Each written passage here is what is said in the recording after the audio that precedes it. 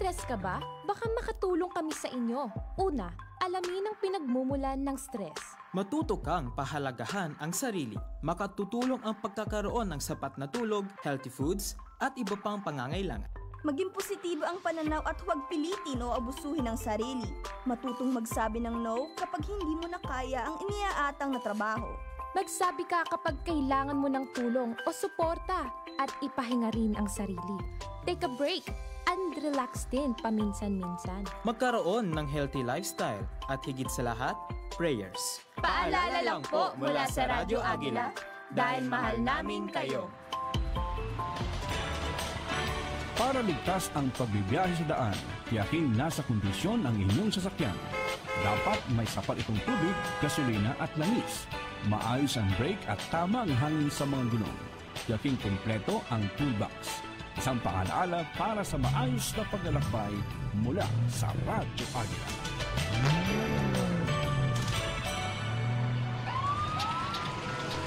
Narito na ang programang sandalan ng mga naapi.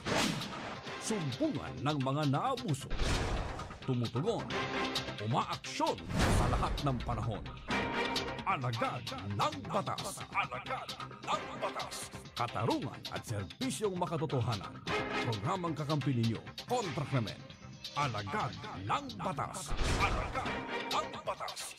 Katarungan at serbisyong makatotohanan. Mapapakinggan tuwing Biyernes, alas 2 hanggang alas 3 ng hapon. Dito sa Radyo Agila.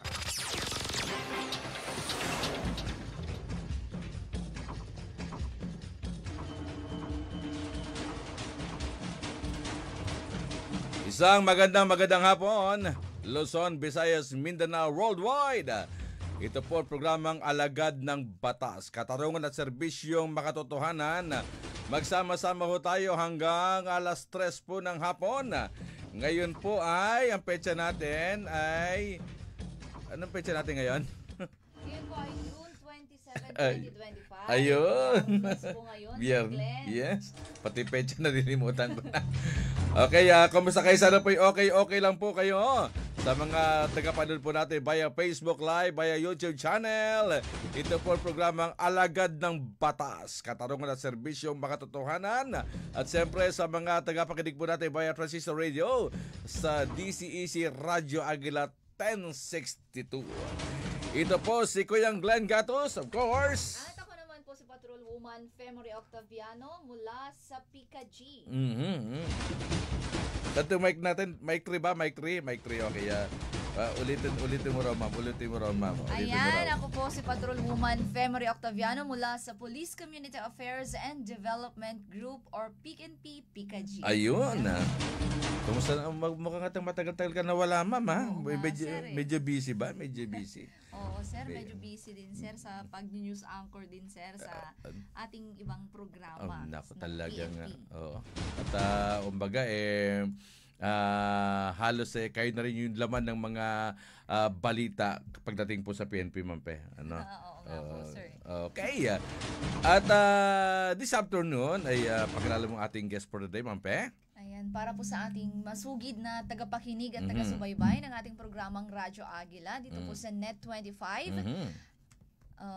Nais po nating kilalanin ang ating panauhin ngayon, Sir Glenn. Walang iba kundi si Police Colonel Noel Ponolera ng PNP PRBS. Yes. Deputy Director, soon to be Police Brigadier General. Yes. Alam mo naman kami rito, sir, nagpo-promote kami, ha? Nagpo-promote kami rito. Okay, Colonel Noel, magandang hapon. Welcome sa programang Alagad ng Batas. At kumusta naman po kayo? Magandang hapon po, Kuya Glenn at Pen from Pika G. Yes po, sir. Kami po ay nandito ngayon sa ating programa upang magbigay kunting kaalaman tungkol sa PNP Retirement Benefits. Ayun ang gusto ng iba, magre-retiro kang pinakamasarap na ata ng buhay yan, di ba, ma'am? Yung magretiro ka sapagkat marami ka ng pera. Okay. Sir, saan muna kayo galing, sir? Saan muna probinsya niyo? Kikilalanin ka muna namin. Ang inyo pong panauhin ay taga Zamboanga po, ngunit sa kasalukuyan ay sa Laguna na po ako naninirahan kasama ang aking pamilya. Saan po sa Zamboanga, sir? From Zamboanga City. The City of Flower. The City of Flower. Chabacano, sir? Yeah. Buenas Malas. Buenas tardes. akala ko Buenas Malas. Buenas tardes. Buenas tardes. Todos amigos. Ayun, marunong mag-Chabacano. Ang Chabacano, yun naman kanto ng Espanyol, no? Parang kanon. Broken Spanish. Broken Spanish. Dahil walang grammar talaga. Kasi. Hindi siya walang grammar. Walang grammar talaga. Doon ba nagmula yung Spanish bread, sir? Galing po ang Spanish bread sa Maynila. Sa bakery galing. Sa bakery galing yan eh. Sa bakery galing. So paano ka nagpulis, sir? Kwento mo naman bakit ka napasok ng pulis? Sino ba naging carry sa'yo na magpulis ka? Pag yung bang ikaw ba elementary, nung tinanong ka, paglaki ko, ikaw Noel, anong gusto mo paglaki? Paglaki ko, gusto ko pa maging pulit. Ganun ba? Paano mo naging pulis? Karamihan po sa naging kasagutan ko po, Kuya Glenn, ay magsundalo dahil ang Zamboanga po ay sentro ng Western Command na halos sa lahat ay makikita mo ang branch of services. Ang eroplano pag lumipad ay naririnig namin sa airport. I tried everything na pero di ko maintindihan at ba't ka nagpulis ka? Dito ako pumasa sa sa entrance examination ng PNPA. So tinuloy ko na. Nagtuloy-tuloy ka na. Tinuloy ko na. Hanggang ayun. Thank you po. Ayun, alam mo ba, Mampe, sumikat dati yung yung mismong Zamboanga. Baka siguro nung sumikat yun, di ka pa pinapanganak. Ay, baka nga po. Yung Patrolman Rizal Ali Zamboanga Massacre. Alam mo ba yun? 1986. Di ka pa pinapanganak, di ba? Tapos sabi ko sa iyo. Gracious ka ba, di ba? So, yun si General Batalla yun, sir, no? General Batalla. Naging ano pa yun. Baka Colonel Abindag. Baka si Ma'am, di pa niya masyado na yung nangyari na yun. 86 po yun. 86 ba? 87, no? 86, 87. Yung si Patrolman Rizal. Tapos, naging pinikula pa yun yung gumanap nun ay si Ramon Revilla Sr., no? Opo. Patrolman Rizal Ali Zamboanga Massacre. Yeah, wala ka pa talaga nun, Wala Mampe. pa talaga, Baka kung mga magulang mo hindi pa rin magkakilala nun. Napagalat ang matanda na ako na, sir. 1985 story yan eh. 85, 86. Alam ko yung history na yan. Si that time, nandun kami, sir, sa Sultan Kudarat that time. Yung nagyari po yung badugong yung hostage taking yun, no? Taking. Pero hindi tayo doon pupunta. Kasi sa aming pagbabalik, ay magandang aming topic po ngayon, ha? Tungkol sa mga, pag-usapan natin, Mampe? Retirement and benefits po, sir. Gustong-gusto yan, sir. Retirement. Hindi lang sa mga Hindi PNP personnel, pati sir ang mga dependents. Kapag binanggit mong retirement, magre-retiro ka na, pag-aagawan ka na ng mga anak mo eh. Benefits. Okay, babalik po kami. Diyan lamang po kayo. Tapos, mamaya, Mampe, pagbalik natin, ipasok ko natin ang report natin, tapos tuloy-tuloy na tayo sa talakayan, ha? Kaya sa pagbabalik ng Alagad ng Batas. Alagad ng Batas. Katarungan at serbisyong makatotohanan. EBC, Eagle Broadcasting Corporation. Ito ang Radyo Agila. Oras alas 2:17 po ng hapon. Ang oras na ito ay hatid sa inyo ng Gallium Construction Supplies Trading. Dealer ng lahat ng uri ng quality construction materials. Para sa karagdagang impormasyon, tumawag sa 441-2554. Serbisyong pangkabuhayan, napapanahong talakayan ukol sa dagdag kita para sa pangkabuhayan. Ihatid sa atin ng Tambalang Mona Dagsaan at Weng Maduma tuwing Biyernes alas 3 hanggang alas 4 ng hapon. Dito lang sa Net 25 Radyo Agila. Serbisyong pangkabuhayan, napapanahong talakayan ukol sa dagdag kita para sa pangkabuhayan. Ihatid sa atin ng Tambalang Mona Dagsaan at Weng Maduma tuwing Biyernes alas 3 hanggang alas 4 ng hapon. Dito lang sa Net 25 Radyo Agila. Alagad ng Batas. Katarungan at serbisyong makatotohanan.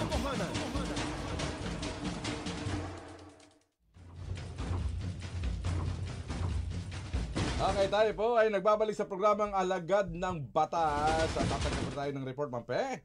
Ayan, at para po sa ating unang balita ngayong hapon, Walang takas ang 3 drug suspect sa isinagawang bypass operation ng mga otoridad sa Barangay Poblacion, Valencia City, Bukidnon. Ang detalye ng report mula kay Patrolwoman Riza Sahonia.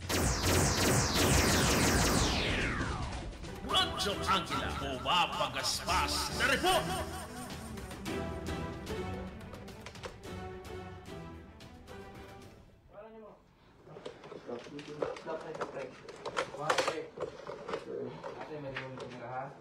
Arestado ang 3 drug suspects sa isinagawang joint buy-bust operation ng City Drug Enforcement Unit at mga operatiba ng Valencia City Police Station sa Barangay Poblacion, Valencia City, Bukidnon. Nito lamang ika-26 ng Hunyo, taong kasalukuyan. Kinilala ni Police Lieutenant Colonel Brian M. Panganiban, officer in charge ng Valencia City Police Station, ng mga drug suspect na sina alias Kevin, alias Brian at alias Mike, mga lalaki at residente ng nasabing lugar.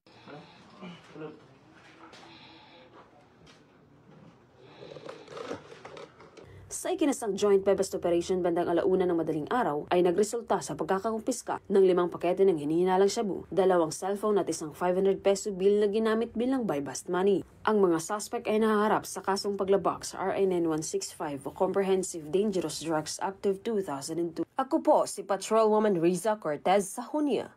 Matatag, matapang at matapat. Salamat Patrolwoman Sahonia. At para sa ating pangalawang balita mula sa Rehiyon 7, na aresto ng mga otoridad ang isang lalaking suspect sa pang-hold up ng isang driver sa Toledo City, Cebu. Bunsod ng maagap at mabilis na pagresponde ng kapulisan sa insidente, patuloy naman ang paalala ng pulisya sa publiko na agad na i-report sa mga otoridad ang anumang kahina-hinalang aktibidad upang mapanatili ang kaayusan at seguridad ng komunidad. Ang report mula kay Patrolwoman Judith Nicanor. Radyo Angela, pumapagaspas na report! Sa kulungan ang bagsak ng lalaking suspect sa pang-hold up ng Maxim driver sa Barangay Dumlog, Toledo City, Cebu matapos agarang aksyonan ng kapulisan ng Toledo City nito lamang nakaraan. Kilala ni Police Lieutenant Colonel Wilfredo I. Alarcon Jr., Chief of Police ng Toledo City Police Station, Cebu Police Provincial Office, ang suspect na si Rodaive na residente ng Barangay Langtad, Naga, Toledo City, Cebu.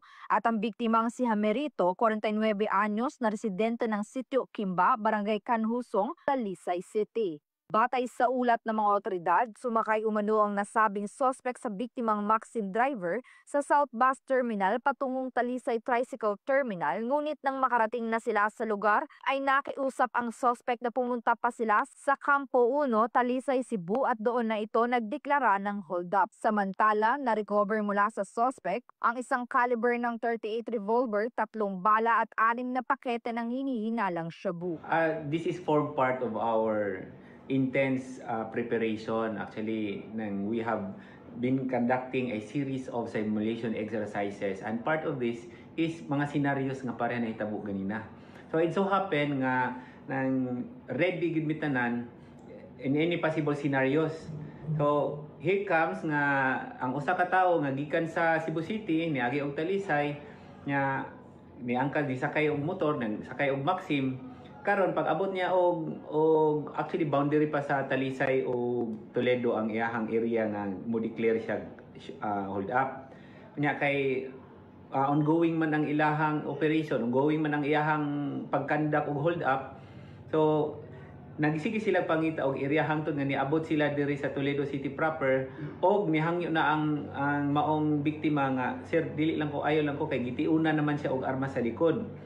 So pagtiod sa armas niya sa likod niya, dili na po siya mahimuta, wa na po siya kahibaw sa iyang buhaton, nihangyo na lang siya nga sir wa man koy kwarta nang pwede og mo kuan na lang ko sir nya, wa na po koy gasolina, pwede munaog na lang ko sir.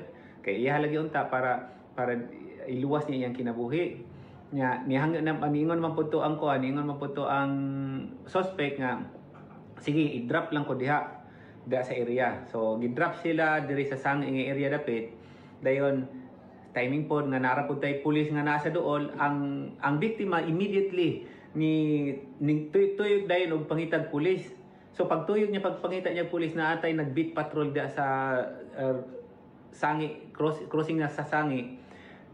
dito sila ni kuan og pulis, nakakita og pulis. Pagkakita niya sa pulis, gi-describe mauna way paglangan-langan in less than 5 minutes actually, di wa kabot 1 minute ang pulis ni sunod dayon sa iyaha. Nagpag-guide kay ningon nga description mauni ni sakay og mauni, padong mauni, gisundan na nila. So nahitabo nga gisundan nila padong og Talavera, dito na recover, nakuha ang suspect nya in possession of firearms, nya nabot siya mga illegal nga droga, dayon positively identified yun siya sa suspect mismo. Nagningon nga mo na siya nagtion ako og armas while on the way midri sa Toledo City. Kasalukuyang nasa kustodiya ng Toledo City Police Station ng suspect at maharap sa kasong robbery with intimidation against person at kasong paglabag sa Republic Act 9165 o Comprehensive Dangerous Drugs Act of 2002. Ako po si Patrolwoman Judith Ticanor, matatag, matapang at matapat. Ayan, maraming salamat Patrolwoman Nicanor. At dumako naman tayo sa balita mula sa Mindanao. Umabot sa mahigit 175 most wanted person ang naaresto ng Police Regional Office 13 sa loob lamang ng 3 linggong masinsang operasyon laban sa mga individual na may kinakaharap na mga kaso sa rehiyon. Tinutukan niya ni Patrolwoman Kay Francisco. Radyong Angela, umapagaspas na report! Kabuuang 175 katao, kabilang ang 37 most wanted persons at 138 iba pang wanted individuals ang naaresto ng mga unit ng Police Regional Office 13 sa pinaigting na operasyon mula Hunyo 1 hanggang Hunyo 23, 2025 sa buong rehiyon ng Caraga. Ayon kay Police Brigadier General Christopher N. Abrahano, Regional Director ng Police Regional Office 13, sa nasabing bilang ng most wanted persons, 9 ang nasa regional level, 15 sa provincial level at 13 sa city at municipal levels. Batay sa datos ng Regional Investigations and Detection Management Division, 13 ay nanguna sa operasyon ng Agusan del Sur Police Provincial Office. May 66 na naaresto, sinundan ng Surigao del Sur PPO na may 33 at ang Butuan City Police Office na may 32 na naitalang arestado. Samantala, 29 ang naaresto ng Surigao del Norte Police Provincial Office, 10 mula sa Agusan del Norte PPO at 5 naman ang mula sa Dinagat Islands PPO. Mananatiling matatag ang PNP Caraga sa pagtupad ng mga warrant of arrest na ini-issue ng iba't ibang korte sa rehiyon. Kasabay nito ay patuloy nating ipinapatupad ang mga special laws upang supilin ang iligal na gawain at tiyakin ang kapayapaan at kaayusan sa Caraga. Makakaasa ang publiko na magpapatuloy ang maigting na kampanya ng Police Regional Office 13 laban sa kriminalidad bilang bahagi ng tapat na paglilingkod ng kapulisan tungo sa isang ligtas at maayos na pamayanan. Ako po si Patrolwoman Kay Francisco. Matatag, matapang at matapat. Maraming salamat, Patrolwoman Francisco. Okay, break kami ulit. Tapos talakayan na kami. Babalik po kami ha. Diyan lamang po kayo. Alagad ng batas. Katarungan at serbisyong makatotohanan.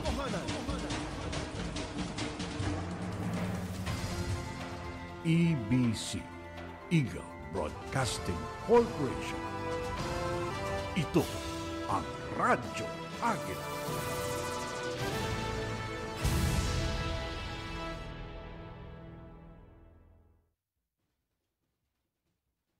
Oras, 2:28 na po ng hapon. Ang oras na ito ay hatid sa inyo ng Etherton Flexboard Fiber Cement Board. Pinakamatibay na pangkisamit pangdingding.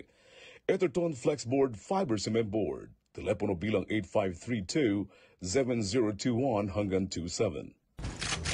Alagad ng batas. Katarungan at serbisyong makatotohanan. Okay, balik tayo sa Alagad ng Batas. Ito pa rin po si Kuyang Glenn Gatus. At Patrolwoman Octaviano from PNP PKG. Ayun, at punta na tayo sa ating mga topic dito, Mampe, okay? Oo, sir. Okay, at siyempre kasama po rin po natin si Colonel. Ano po, Colonel, ano daw po yung pangunahing mandato po ng PNP Retirement and Benefits Administration Service o PRBS? Kuya Glenn, base po sa AUM ng PRBS or yung na-approve ng NAPOLCOM, ang pinakamandato po ng PNP Retirements and Benefits Administration Service or tawag natin PRBS ay i-administer or pangasiwaan ng pension benefits ng PNP retiring or retired PNP personnel.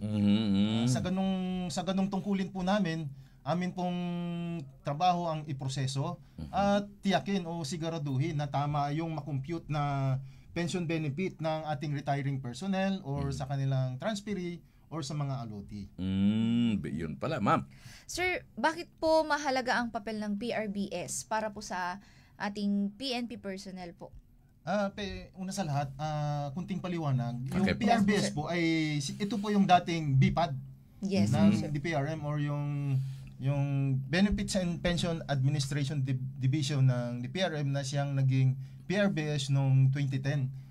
Ito ay nakita na rin ng pamunuan ng PNP na kailangang i-enhance o i-upgrade yung sistema ng pagproseso. Kaya nagbumuo siya ng hiwalay o separate na services.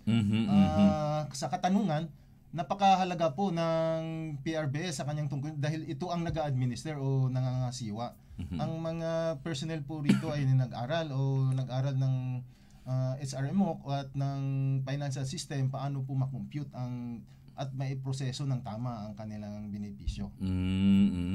Sino daw binanggit mo benepisyo, sir? Sino daw po yung mga benepisaryo sa programang, siyempre, sa pagpapatupad po nyo ng PRBS? Kuya Glenn, bali tatlo siya kung Okay. ika-categorize. Pero sa akin, may pang-apat po ito. Sino pang-apat dyan? Ganito po siya, ang pinaka ano po ng PNP pension benefit ay ang ating retired PNP personnel. Una. Siya po yung primary. Retired PNP personnel o yung mga retiring kasi pinaprocess na rin po namin ang retiring in a year. Ang pangalawa po, kung doon ang punta natin at namaya pa ang isang retiree, ay isasalin po ito sa kanyang beneficiaries. Ang tawag po natin doon ay lahat sila, Kuya Glenn, ang tawag natin doon ay transferee.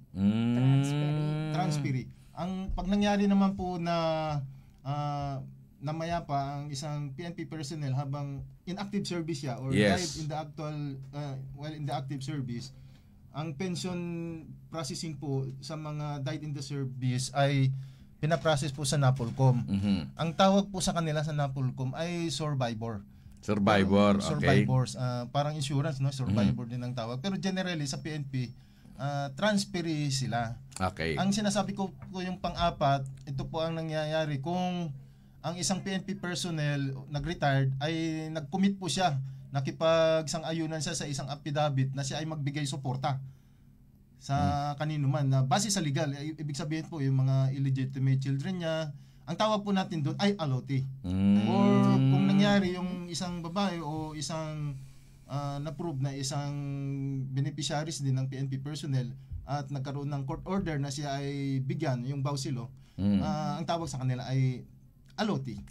Bali, apat po actually ang category nila. Pero sir, yung aloti na to binabanggit mo, yung pang-apat na binabanggit mo, ay hindi na hihingi ng consent. Alam yung kanyang asawa, yung mga anak niya, meron pa sa ibang bibigyan. Hindi na kailangan ng consent ng kanyang pamilya. Kung yung mismong beneficiaryo, ayun ang gusto niya, meron pa siyang bigyan sa pang-apat. Kasi ang pinaprocess na lang ng PNP doon, ng PRBS, ay i-check po yung legality kasi makikita doon kung may acknowledgement siya sa birth certificate. Kung base po sa civil code, ang tawag doon ay ipoprove lang ang filiation. Filiation can be proved only by acknowledgement doon sa birth certificate. Or dahil kinasuhan siya at nakipag-ayos siya sa korte dahil doon sa 9262 law, yung sa BAUSI, bibigyan ng court order ang isang PNP personnel na magbigay ng suporta at actually dinedirect na agad niya mismo ang PNP to provide support. Kinukompute po siya ng court kung magkano po ang yung korte ang masusunod doon sa magkano ang ibibigay doon sa pang-apat na beneficiaryo. Okay, ma'am, bago natin po tato kasi meron lang tayong tanong ha. Ay meron lang po gusto magtanong. Si Jessie Absede, sabi niya, sir, magkano po estimate makuha ko optional retirement? 672.50 calco, 28 years and 9 months po, parang PS, MS po ang ranko. Okay. Parang yung rango niya, Kuya Glenn, ay sa una ito yung tawag na SPO2. Okay, So okay. kung ang sahod ng SPO2 ay 34K at siya ay naka-PIP long pay, ang long pay niya ay nasa 18K. So parang ang monthly pension niya, yung raw product niya ay 52,000. Okay. Dahil ang length of service niya ay pumapasok na 29 years and 9 months, ito ay kinumpute ko kanina ay 0.75 lang po ang multiplier niya or 71%. So lumalabas po na nasa 37K ang maging outright monthly pension niya kung ito ay agarang magpapapension siya ng outright 37. Kung ito naman ay kanyang ilalamsam ng advance sa 36 months, ito po ay umaabot ng 1.3 million. Then yung sa computation of accrued leave niya base sa initial na computation, kasi hindi man natin nakita yung kompletong dokumento niya, yung service record niya, ay inestimate muna namin sa 1.2 million kung wala pong deduction, wala pong ibabawas na vacation leave at sick leave. Tsaka loan. Yung loan po, wala yan, binabawas yon kasi kada sweldo. Kasi mag-a-affidavit sila ng authority to deduct. Okay. I-deduct po talaga yon sa kanilang CAL receivable. Okay. Ito, mabago ito Ito po ilang buwan daw po bago ilalabas ang order kung May 8 ay napasa na sa NAPOLCOM? Ilang buwan bago lalabas ang retirement order? Yung May 8 niya ba, Kuya Glenn, ay nag-apply siya ng optional at itong May 8 ay sa kasalukuyang taon na 2025. Ngayon daw po ito. Para po ito optional ata. Optional. Early retirement. Pinoproseso po kasi ito hanggang sa ma-approve siya ni kami po ang magproseso ng approval. Kaya sa PRBS, kasi i-check muna kung qualified siya. Kung papasok siya doon sa section 40 ng 6975 na supposed to be dapat naka 20 years in service, yung minimum requirements of the law. Then ipaprocess namin siya hanggang sa i-approve siya ni DCA. Siguro sa experience umaabot siya ng 1 buwan sa PNP. Then itatransmit ito sa NAPOLCOM kasi base doon na nga sa batas ay kailangan po ng en-bank approval ng NAPOLCOM. Base uli sa aming record, umaabot po ng hanggang 3 buwan sa NAPOLCOM. So humigit kumulang po aabot ng 4 months bago magkaroon ng retirement order ng optional sa DPRM. Kaya po ito ay sinasuggest parati namin, Kuya Glenn, na pag ang personnel na mag-o-optional, at least sana 1 year bago mag-take effect, kasi aabutin ng minus 4 months nga yung estimate namin. Meron na lang po siyang mga 8 months to process. Then ang optional po kasi ay wala pong pondo pa sa PNP, dadalhin sa ipapa-approve pa yan? DBM. O si papa-approve sa DBM para pondohan? 4 months.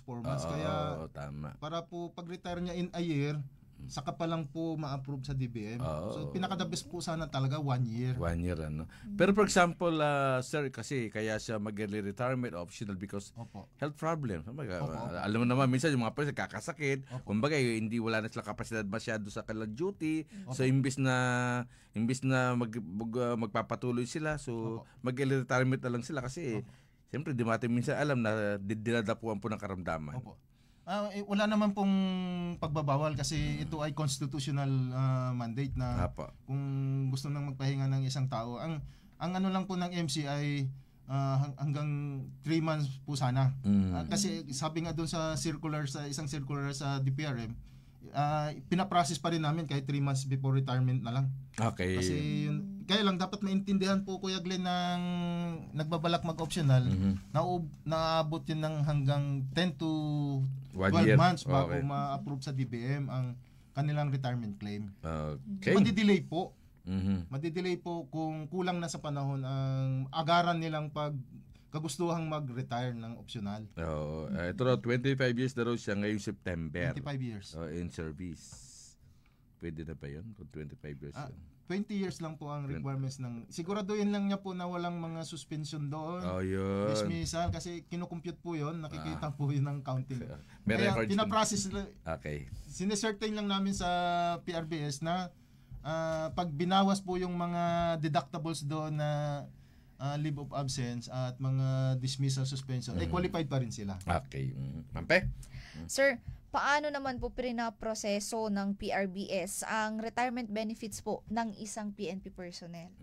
Ma'am, sa ngayon, kung dalawang bagay po kasi ipaprocess natin ang retirement claim ng retiring.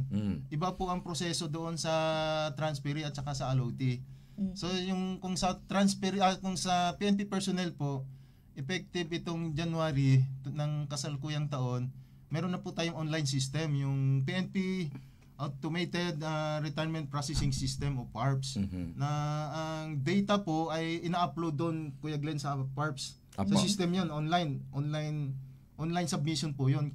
Ang ano po kasi doon, ang isa-submit na lang nila, actually yung authorization to deduct, dahil baka po may mga loan sila, yung updated form ng STI1, 2x2 picture, kasi yung ibang dokumento po, Kuya Glenn, ay ang appropriate PNP offices na ang mag-a-upload doon sa system. Ang mag-a-activate po ang system, ang PARPS, kung na-issuehan na po tayo ng retirement order. Kasi pag inilabas na yon ang retirement order, mismo si DPRM, kasi kasama siya sa updating po sa system, i-upload niya na yung retirement order. Pag na-upload na po yung retirement order ng isang PNP personnel, compulsory man yun o optional, maano lahat yung concerned agencies doon na involved sa system, ma-alert. Meron na palang ganito. So ipaprocess yung mga document nila, i-upload. Kami i-upload din kung ano yung requirements. Ang kanila na lang ang pag-file ng ombudsman clearance, kasi ito ay personal pa rin. Pero yung NAPOLCOM clearances, kami na sa PRBS actually ang nagpo-process. Kami i-upload na lang po. So kung ang katanungan ay gaano po ba katagal, ang katanungan kung ito ay makumpleto lang po sana ng maaga, kung compulsory po, at least 2 months ang sabi ng finance service na masumiti na, at ito ay itatransmit namin sa DC, maaging available po after 3 to 5 days after retirement. Ang optional lang po talaga, kasi aabot ng ibang klase siya, kasi wala pa siyang pondo for approval ng DBM, yun ay aabot ng hanggang 8 months. Yun lang po talaga ang may katagalan. Ang karamihang eksperyensya na problema po sa processing, Kuya Glenn, yung clearances. Property accountability clearances talaga. Doon tumatagal ang kung lalo na wala siyang proof na na-turn in na yung dati niyang nakuha o na loan na isang gamit. So hanggat sa maaga sana, may process na yung property accountability. Okay, para agaan. Okay, ma'am? Sir, gaya po ng mga sinabi nyo kanina, yung pag-upload nila yung mga dokumento na kailangan online. Sir, ano-ano po ba yung mga documents or requirements po na karaniwang kailangan para po pag-claim naman ang death or separation benefits ng isang retiree po natin, sir? Death at separation? Yes po, sir. Ang separation benefit kasi po, Kuya Glenn, ay pinaprocess po ito doon sa MWP ng DPRM. Doon po to. Tapos yung death benefits naman, kung died in the service, ay ito ay mula noong 2021 na isalin na sa NAPOLCOM base po sa DOJ opinion. Ang NAPOLCOM na po ang nagpo-proseso ng death benefits claim. Kung ito ay nangyaring pinadaan sa PRBS, ito ay amin lang itra-transmit sa NAPOLCOM. Parehas din, madam, ang requirements ng NAPOLCOM. Ito ay amin lang i-proseso at i-transmit sa NAPOLCOM kung ito ay dumaan sa PNP. Pero pwede rin silang direktang i-file actually ito sa NAPOLCOM. Kung separation po at saka death benefits claim, kasi retirement benefits po ang pinaprocess ng PRBS. Ayan, para po malinaw sa ating taga-panood at taga-subaybay, Sir Glenn.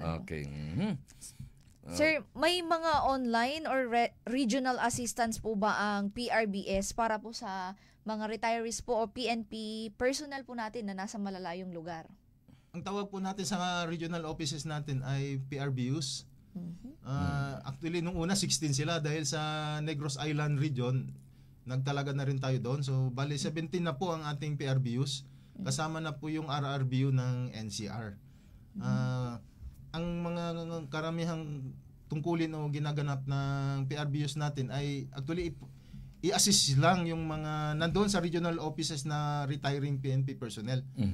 Pag nangyaring krami base ang ating retiring PNP personnel, Kuya Glenn, ito ay direkta silang nagpapa-assist sa ating national office sa loob ng Camp Krame. Okay.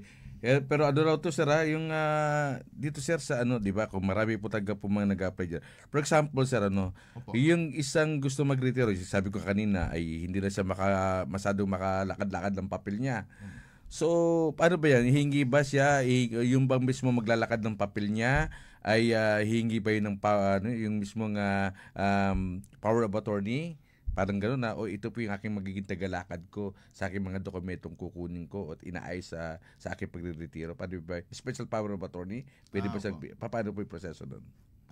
Depende po sa sitwasyon mo na, Kuya Glenn, kung ang ating retiring personnel ay nandun siya sa regional office. Iba kung nandito siya sa Camp Krame.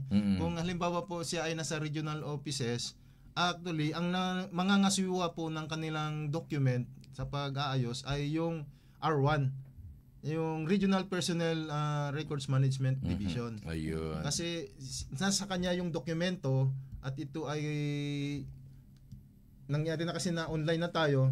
I-assist lang po siya ng ating PRBUs sa pagkuha ng ibang clearances. Okay. At yun ay i-upload ng ating PRBUs. Kung nangyaring dito siya sa Krame Base, i-assist siya ng kanyang admin personnel kung anong support unit man siya. Very good, Hindi na actually siyang pupunta kasi actually hindi na siya pupunta sa PRBS pala sa Camp Krame. Kasi online isa-submit yun ng kanyang yung kanyang losing unit, yung last unit of assignment niya. Kasi nga po yung ibang clearances o ibang dokumento ay example yung DL clearance, ang DL na kasi ang mag-upload. Si TPRM naman siya na ang mag-upload ng personal document.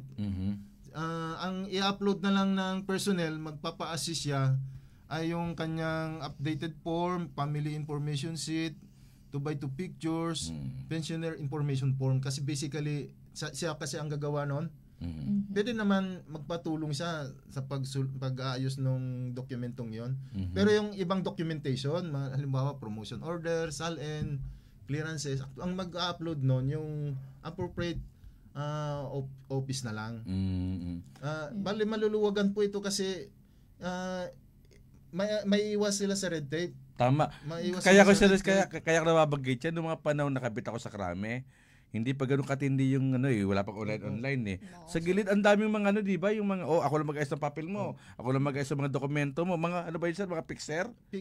Di ba ang dami dati yun pero ngayon ay hindi na to mapipixer, wala na. Maliban Kuya Glenn kung yung code niya kasi naka-code po yung pag nag-retire na siya, i-load yung pangalan niya doon sa PARP sa system na yon. Patadalan siya sa email niya at SMS na ito yung paano ka makapag-enroll doon sa system. Actually, tiningnan ko uli kanina. Actually, isa-sign in na lang niya. Pipindutin lang niya actually yung sign in na naka-ready form.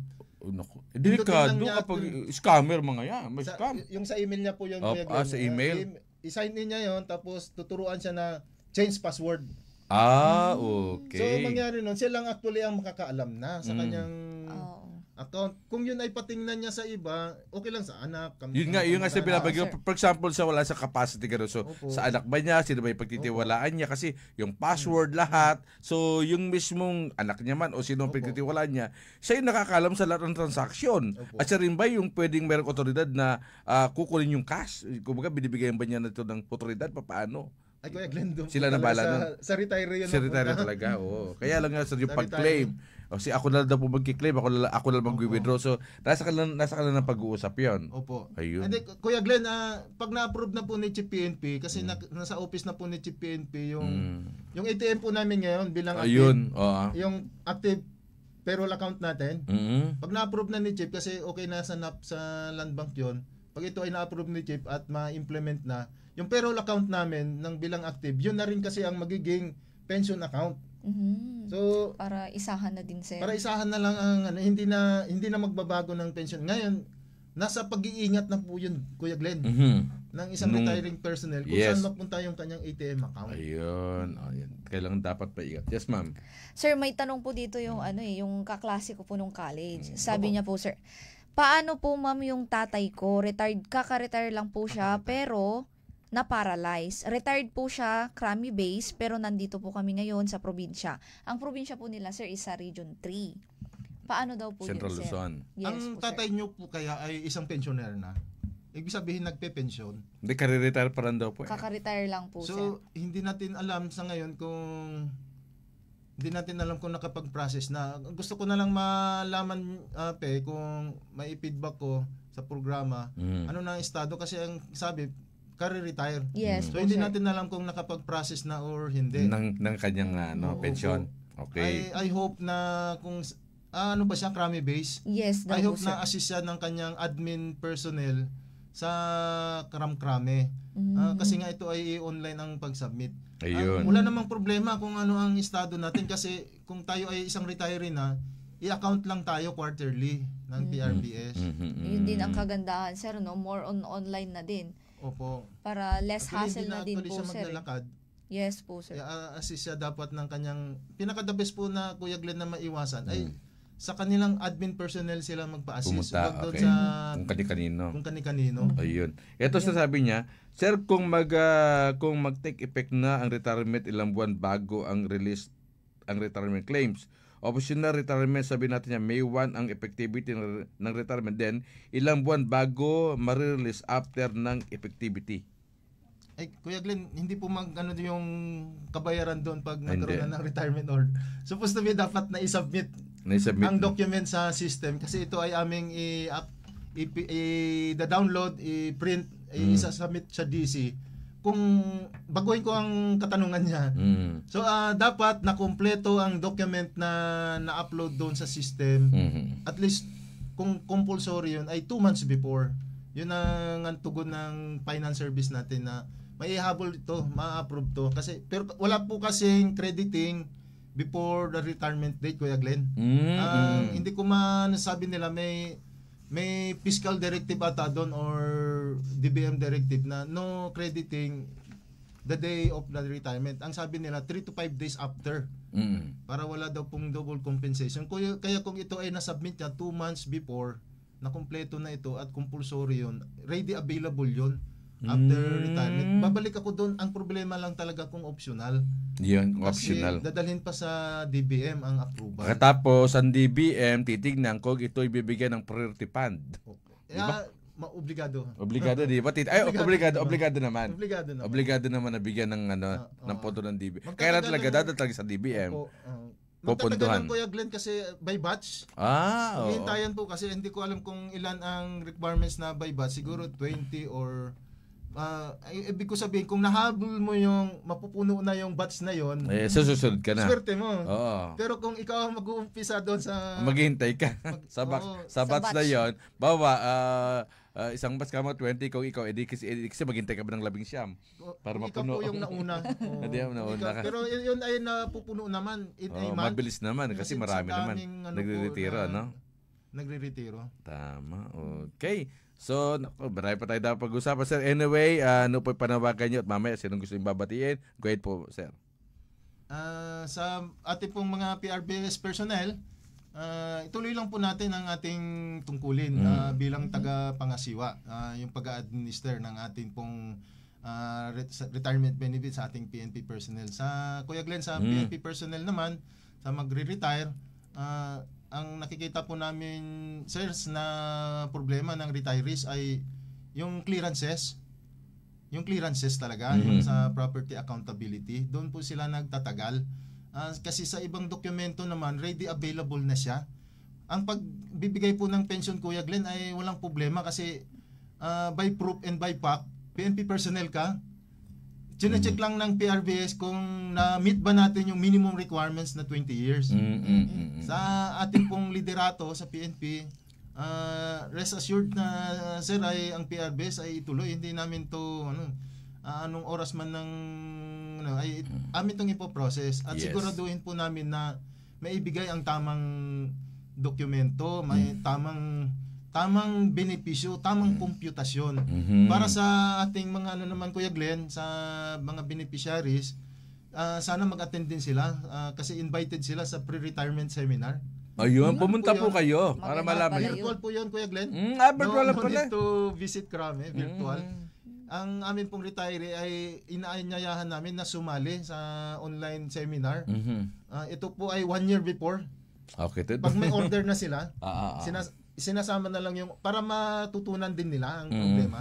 And sana hanggat active pa ang ating mga retiree o nandiyan pa sila, sana makapag-process na sila ng Certificate of Legal Beneficiary para po kung sakasakali pong nangyari po ang hindi natin inaasahan, identified na po, Kuya Glenn, kung kanino po talaga ita-transfer kasi ito po yung isang nagbibigay hindrance sa amin, yung pag-transfer kasi po i-certain natin na tama yung PSA document at sila po ba talaga yung tamang tao, pero kung habang active pa sila kasi wala po tayong ready, yung sa mga matagal na pong retired, wala po kaming prepared data kung kanino isasalin.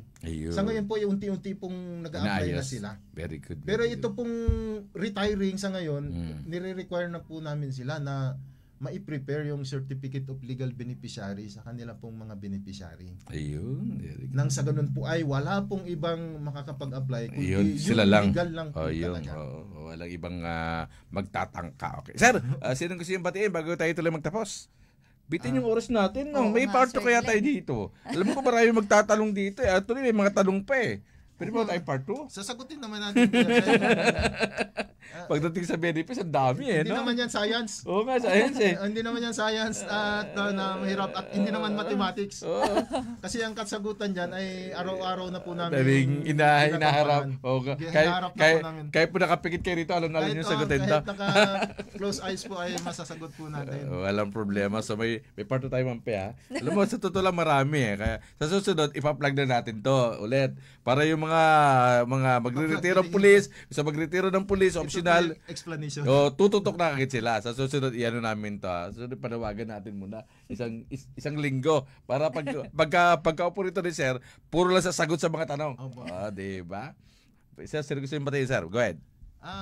Batiin na lang namin ang aming pong butihing direktor ng PNP Retirements and Benefits Administration Service na meron pong ibang pinuntahan kanina, Kuya Glenn, may other activities kami. Yes po. Kaya ako na lang po ang nag-commit na maparito kay Police Brigadier General Jonas Amparo, Sir. Ayun. Ang amin pong butihing Chief PNP na si Police General Nicolas Torre. Ayun. Sa Bagong Pilipinas, Sir, pagpatuloy natin na ligtas ang ating pamayanan at bilang sa PRBS, hindi man namin maibigay ang ligtas na pamayanan dahil nandun kami sa opisina at nagtatrabaho ang tamang benepisyo na ma-compute ng tama. Ayun, ma'am.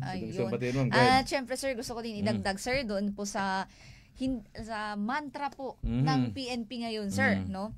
Huwag niyo nang hanapin ang mga pulis sa presinto sapagkat sila ay nasa loob na ng inyong mga telepono. Dial 911, darating sila sa loob ng 5 minuto. Ayan. Dahil po ang 911 po ay bukas 24/7 at maaari po tawagan kahit walang load at handang tumugon sa anumang uri ng emergency. Ipagbigay alam sa inyong mga pamilya, kaibigan, at syempre sa ating komunidad sa panahon ng pangangailangan, 911 ang inyong tatawagan.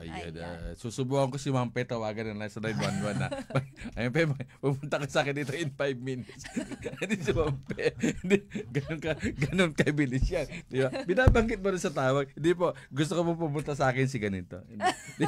Hindi ba? Di ba tama yan? Kung sino pinakamalapit kasi na ma'am sa area, sila yung magre-response. Ayun po. Yun lang po ibig po sabihin. No? Kung sino pinakamalapit sa area, sila po agad po unang response. Alam mo, sinubukan yan eh. Nung doon sa nakalapit na araw, wala pang 3 minutes. Dumating. Hindi lang basta ganito nakapulis may kasamang SWAT. Itong lalaki ng mga dalang barit. Hindi, sinubukan lang, dumating. Very good ang ganitong programa sapagkat nakikita na po natin ang pulis nandito. Naku, hindi natin masagot yung ibang mga tanong, sir. Ito, payslip, pinagtatanong at iba't iba pa. Siguro sa susunod, sir, may part 2 tayo dito. So, natin. Sila ma'am, baka sino ba yung kasama natin, ma'am? Ayan ma'am, at syempre babatiin po din natin, sir, Opo. ang ating bagong kasama po Yes. na officer sa TV and Radio Production po, sir, si Ma'am Cherry po, sir. Police Captain Cherry Vicente po, Ay, Ma'am sir. Cherry, Ay, ma'am. magandang hapon. Sa susunod, kasama ka namin sa pag-upo, ha? At sino yung kasama nating isa, ma'am? Sir? Samahan namin sa PRBS. Ayun, si Turingan. Ayun, si Sir Turingan. Okay. Wala ka na babatiin, ma'am? Wala na po, Okay, wala na, sir. Wala na po. Wala na rin. Ako din, wala na rin. Okay. Sa pangalan ni Kuya Mervin, Kuya Jonas Pascual, Ate Wendy Lahada, Ate Rowena Solomon Maduma, at si Kuya Steven.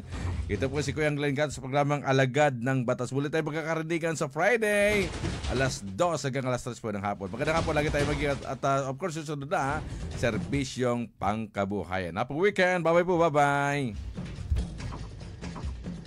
Ang oras na ito ay hatid sa inyo ng 6th Avenue Construction Supplies. Alagad ng batas, katarungan at serbisyong makatotohanan.